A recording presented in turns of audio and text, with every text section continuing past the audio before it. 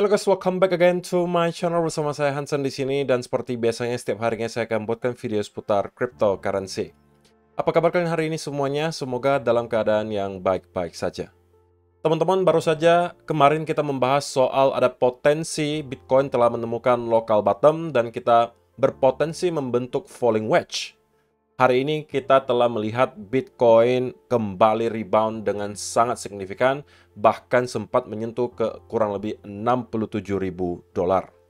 Dan saya sampaikan itu mungkin bisa menjadi sebuah setup yang teman-teman manfaatkan. Semoga ada dari kalian yang sempat gitu ya untuk memanfaatkan setup tersebut dan kalian sudah harusnya berada dalam keadaan cuan. Nah, kita bakalan bahas di video hari ini kira-kira apa yang sedang terjadi secara price action. Diikuti juga apa yang kira-kira menyebabkan kita melihat Bitcoin tiba-tiba rebound sangat kencang dan juga apa yang bisa kita expect berikutnya. So, stay tune terus sampai akhir video. Nah, sekarang kita bakalan mulai dari CoinMarketCap terlebih dahulu. Per hari ini secara global market cap crypto berada di angka 2,53 triliun dolar atau naik sekitar 7,85%. Di top 10 coin sendiri, kita melihat keadaannya juga semuanya hijau. Kenaikannya ranging antara 5, sekian persen hingga kurang lebih 19%. Dan yang menjadi top performer hari ini adalah Dogecoin dengan kenaikan 19,53% menuju 0,1496 dolar. So, itu adalah outlook sementara dari beberapa top coin yang ada. Sekarang kita langsung saja masuk ke beberapa data dan berita terbaru hari ini.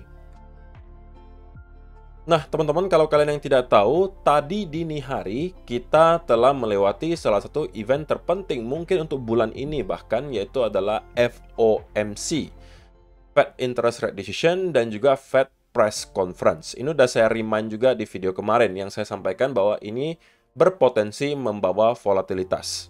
Tidak di Fed Interest Rate Decision-nya, tetapi di Fed Press Conference-nya. Nah, untuk sementara, sesuai dengan ekspektasi, Fed Interest Rate Decision itu stay di angka 5,5%, teman-teman. Jadi belum ada perubahan sama sekali, walaupun The Fed tentunya berencana untuk melakukan rate cuts atau pemangkasan suku bunga, tapi belum dilakukan kali ini. Nah, lalu pertanyaannya, kemudian kenapa bisa market rally kok? Padahal kita melihat Fed Interest Rate Decision itu stay di angka yang sama. Nah, jawabannya terletak di Fed Press Conference, yaitu adalah beberapa statement yang disampaikan oleh kakek Powell yang sepertinya diinterpretasikan oleh para investor sebagai dovish. Jadi, seperti yang disampaikan oleh Prasan Nair di sini tweetnya menurut saya cukup menarik. The overall message from FOMC meeting was clearly dovish. FOMC unanimously chose to leave the Fed funds target unchanged. Post-meeting statement was largely unchanged from the last one. FOMC projections still show 75 point of cuts or 3 cuts in 2024. Jadi ini adalah salah satunya, teman-teman. Bahwa karena kita melihat data inflasi beberapa bulan terakhir sebenarnya tidak terlihat terlalu baik gitu ya. Artinya sedikit di atas ekspektasi angka inflasinya, membuat market merasa bahwa chance The Fed akan melakukan pemotongan atau pemangkasan suku bunga sebanyak 3 kali di tahun ini, itu chance-nya semakin tipis. Dan banyak yang expect bahwa The Fed kemungkinan akan mengurangi ekspektasinya dari yang awalnya 3 rate cuts mungkin menjadi 2 atau bahkan 1. Tetapi pada kenyataannya, The Fed melalui kakek Powell masih menyampaikan bahwa belum ada perubahan dari projection itu. Artinya mereka masih expect akan ada penurunan suku bunga sebanyak 3 kali di tahun ini. Itu yang membuat kemudian market kembali rally, teman-teman, salah satunya. Kemudian, despite stronger inflation in January and February, Powell in the press conference said that the inflation story is really essentially the same. Jadi, artinya, walaupun kita melihat data inflasi di bulan Januari dan juga Februari itu sedikit di atas ekspektasi, tapi menurut Powell, in general ceritanya masih sama gitu. Ya memang kita melihat ada sedikit peningkatan, tapi secara general, overall, kita masih melihat trennya menurun, walaupun kita bisa melihat ada sedikit bumpy, dan kemudian bisa melanjutkan penurunan. Powell indicated that recently stronger inflation data has not helped increase confidence that it is time to cut rates, but it also asserted it has not changed FOMC's view that inflation is gradually slowing. Jadi, sekali lagi teman-teman, di sini statementnya semuanya dovish. Menunjukkan bahwa sepertinya The Fed mencari segala cara dan juga alasan untuk dapat melakukan rate cuts di tahun ini. Dan juga ada yang tidak disampaikan di sini, teman-teman. Yaitu adalah ketika ditanya, apabila kita melihat unemployment rate atau labor market di Amerika Serikat itu terus kuat, apakah itu akan mempengaruhi keputusan The Fed untuk tidak memangkas suku bunga? Jawaban dari Kakek Powell adalah tidak. Sekali lagi, itu menunjukkan bahwa apapun yang terjadi tahun ini, selama masih dalam ranah yang normal, maka harusnya akan ada rate cuts. Dan ekspektasinya adalah 3 kali, teman-teman. Tentunya hal ini akan bisa berubah apabila beberapa data mungkin di bulan ini sampai beberapa bulan ke depan itu memperlihatkan ada kenaikan inflasi yang sangat masif, atau mungkin labor market juga terus menguat tapi inflasi terus meningkat, itu mungkin bisa merubah lagi sentimen market. Tapi untuk sementara kita melihat sentimen market kembali dalam keadaan bullish karena FOMC meeting tadi dini hari itu cenderung dovish. Jadi ini adalah penyebab utama, teman-teman, kenapa kita kemudian melihat market kembali rally. Sebenarnya tidak hanya di Bitcoin, gold juga rally luar biasa kencang, dollar index mengalami penurunan. Nah, di sisi lain teman-teman, kita juga melihat bahwa banyak sekali titik likuidasi yang berada di atas harga kita kemarin. Dan saya sampaikan bahwa insentifnya cukup besar bagi market maker untuk mencoba mendorong harga sedikit ke atas untuk menjemput orang-orang yang melakukan short. Kita sudah melikuidasi sebagian short yang ada, teman-teman. Terbukti kalau misalnya kita lihat di angka likuidasi di sini, dalam 24 jam terakhir itu lagi-lagi ada 340 juta dolar yang terliquid, 56%-nya datang dari arah long. Tetapi, berita baik lainnya adalah jika kita melihat liquidation heat map 1 mingguan, teman-teman, maka masih banyak menumpuk gitu ya, short di atas area 69.000. 69 sampai kurang lebih 71.000 banyak titik likuidasi di area tersebut. Menunjukkan apa? Bahwa sepertinya banyak traders yang mulai merasa bahwa semua pump yang kita lihat di sini itu hanya percobaan untuk pembentukan lower high. Sehingga setiap kali ada pump, mereka kemudian leverage short. Mungkin itu works beberapa kali sebelumnya, karena sebelum-sebelumnya kalau kalian short setiap kali ada pembentukan lower high, itu works, teman-teman. Short di sini, profit. Short di sini, profit. Short di sini, profit. Dan kali ini, ya tentunya mereka mencoba melakukan kembali hal yang sama. Sehingga kita melihat ada tumpukan likuidasi di sini. Nah, itu tentunya menjadi berita baik ya untuk para bulls menurut saya. Kenapa? Karena harusnya akan ada percobaan bagi market maker untuk setidaknya mencoba meliquid orang-orang tersebut. Ya, sebenarnya tidak terlalu jauh lagi dari harga kita sekarang. Kita sekarang berada kurang lebih 66 ribuan anggapan. Itu hanya peningkatan 3 ribuan lagi sampai kita bisa meliquid orang-orang tersebut. Nah, sampai kalau kita mampu break di atas 69.000, teman-teman, kita kemungkinan akan melihat semacam short squeeze lagi. Nah, regardless apakah itu hanya untuk percobaan likuidasi dan kemudian kita turun, atau kita akan sustain dan terus break ke area higher high yang baru, itu mungkin baru akan kita bahas nanti dari segi price action. Tapi intinya yang kita bisa lihat di sini, sudah kembali banyak orang yang cenderung sentimennya ke arah bearish. Terlihat dari banyak yang short daripada yang long. Nah, sekarang teman-teman, kita bakalan bahas dari segi price action. What happened, gitu kan? Ini saya hapus dulu. Nah, teman-teman, di video kemarin saya sampaikan bahwa penurunan yang kita lihat di Bitcoin cenderung tidak lagi terlihat impulsif, alias sudah cenderung korektif. Memperlihatkan selling pressure itu sudah start untuk berkurang. Terlebih lagi, saya sampaikan bahwa ada potensi pembentukan falling wedge di sekitaran area ini, teman-teman. Ini.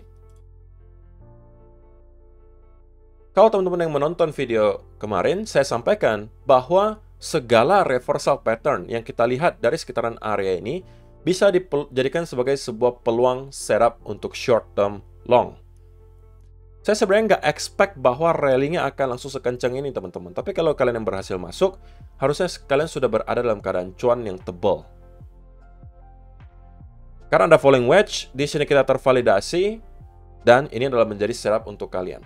Selamat kalau misalnya kalian berhasil masuk. Kalau ada yang berhasil, mungkin boleh kasih komentar di kolom komentar di bawah. Nah, kemudian, teman-teman, pertanyaannya mungkin, what's next kok? Apa yang bisa kita expect berikutnya terjadi di Bitcoin? Nah, secara general tentunya, karena ada banyak sekali titik likuidasi di sekitaran angka 69.000, teman-teman, saya biasnya sekarang untuk short term masih tetap akan dalam keadaan bullish. Sampai kita kemudian break 69.000 dan meliquid orang-orang itu. Menurut saya akan ada percobaan untuk melakukan hal tersebut. Selama, gitu ya. Tentunya setiap senario datang dengan yang namanya invalidasi, ingat. Selama kita mampu maintain di atas area ini, teman-teman. Ini akan menjadi area tahanan menurut saya untuk Bitcoin Bulls. Kenapa di sini? Kalau misalnya kita lihat dari segi strukturnya, teman-teman, setiap kali kita menyentuh area ini selalu ada reaksi yang signifikan. Di sini, di sini, di sini, di sini, dan juga di sini. Sehingga, karena kita sudah break di atas area tersebut, teman-teman, maka ada chance kita akan kembali flip area ini menjadi support. Selain ada titik likuidasi yang cukup besar di atas area 69.000, teman-teman, yang membuat saya short term dalam keadaan bullish.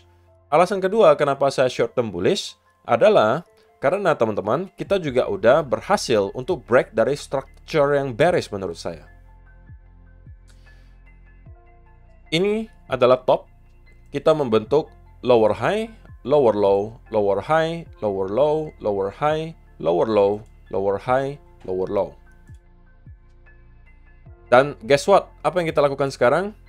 Kita telah berhasil untuk breakout dari struktur bearishnya.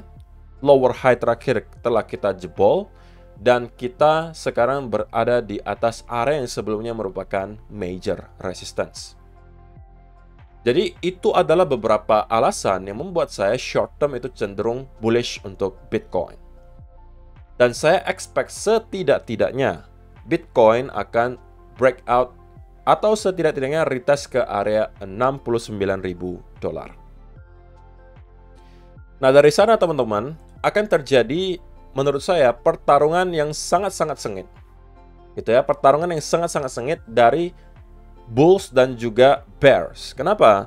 Dari sisi bears, kita tidak mau melihat bahwa bulls mampu untuk breakout di atas area 69.000 dan close di atas area tersebut.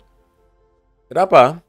Karena itu berarti menginvalidasi senario sebuah head and shoulder besar di sini. Left shoulder, head, right shoulder. Jika kita mampu close di atas area ini, head and shoulder-nya telah terinvalidasi. Dan tentunya kalau kita break lagi di atas 69.000, saya rasa FOMO akan kembali kick in. Itu dari sisi bears. Nah, kalau dari sisi bulls, tentunya pengennya secepatnya untuk mampu kembali break di atas 69.000. Karena kalau kita terus mendapatkan rejection dari sini, maka memperbesar chance bahwa kita akan memvalidasi head and shoulder di sini. Dan kemudian justru bisa kembali ke area 50-an ribu dolar sebagai targetnya. Sehingga 69.000 nanti akan sangat krusial, teman-teman, untuk kita pantau dengan dekat bagaimana price action-nya. Alasan ketiga, teman-teman, selain tadi angka likuidasi, kemudian dari segi struktur, yang ketiga, dari segi pembentukan candle daily terakhir juga, kita melihat ada pembentukan bullish engulfing candle di daily. Dan itu adalah tentunya sebuah pertanda yang sangat baik, menunjukkan ada buying pressure yang cukup besar, teman-teman. Nah, terakhir kali kita membentuk bullish engulfing setelah ada koreksi, itu adalah di sini. Dan kita kemudian rally. Sebelumnya, kalau kita lihat, di mana ada bullish engulfing candle, setelah ada koreksi ya, itu adalah di sini. Kita kemudian juga rally. Ya kan? Ingat, tadi saya sampaikan bahwa bullish engulfing candle setelah koreksi, bukan bullish engulfing candle di top gitu ya. Karena kan pasti ada yang katakan, oh kok ini kan bullish engulfing juga. Enggak, ini di top teman-teman. Gitu ya, kita mau bullish engulfing candle setelah koreksi, itu yang saya maksud. Jadi, dengan adanya berbagai alasan tersebut, teman-teman, maka untuk short term saya masih akan cenderung dalam keadaan bullish. Kita bisa aja konsolidasi sejenak di sekitaran area ini untuk kembali membentuk base yang baru. Dan ini juga sebenarnya kalau kalian lihat, bisa juga membentuk semacam inverse head and shoulder yang besar juga. Ya kan? Jadi, ada banyak hal yang menunjukkan bahwa sepertinya Bitcoin akan kembali mencoba untuk break di atas 69.000. Nah, jika kita sampai mampu melihat kita break sampai di atas 69.000 dan kemudian start untuk mendapatkan konsolidasi, teman-teman, maka saya rasa koreksi yang kita lihat di sini telah usai dan kita akan kemudian mendapatkan rally lagi menuju ke area higher high yang baru. Next target kemungkinan akan ada di $80.000. Tetapi kalau kita lose area 65.500 teman-teman, dan kemudian close di bawah area itu, maka kita harus sangat waspada, karena bisa jadi berarti kita akan kembali roll over. Jadi ini adalah area tahanannya menurut saya, yang wajib dipertahankan oleh para bulls. Tapi regardless, saya masih akan tetap stay bullish. Dan ada beberapa altcoin juga yang saya mention di video altcoin Indonesia kemarin, yang juga rata-rata sudah rebound sangat kencang. Dan di siang hari ini kemungkinan saya juga akan lakukan update lagi untuk altcoin Indonesia, karena ada satu naratif yang menurut saya sedang mempersiapkan diri untuk meroket dan bersinar. Setelah satu kuartal terakhir kita melihat AI menjadi top performer, semua token AI yang kalian beli kemungkinan naiknya beratus-ratus%. Kali ini kita akan kemungkinan switch ke naratif yang lain, dan saya bakalan jelaskan apa naratifnya, kemudian kira-kira project mana yang boleh kita lirik. So, kalau misalnya kalian tertarik, kalian juga bisa nonton nanti di video Altcoin Indonesia, yang link channelnya juga saya sediakan di kolom description box di bawah. So, itu aja sih yang perlu saya sampaikan di video hari ini, teman-teman. Terima kasih untuk kalian yang sudah menonton sampai selesai. See you in the next video. Bye-bye.